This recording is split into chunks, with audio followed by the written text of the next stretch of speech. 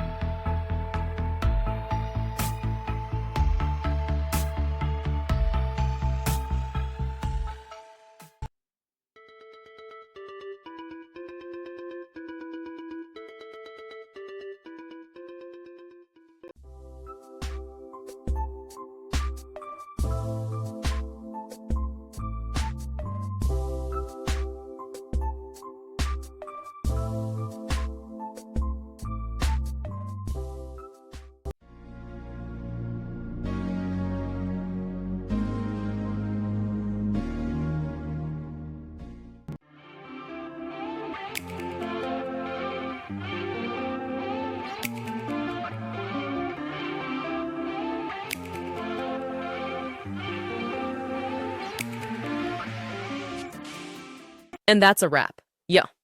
I hope you found the answer you were looking for. If you did, take a second to hit that subscribe button. It really helps out. And let me know in the comments which solution worked best for you. See you next time in the debug zone.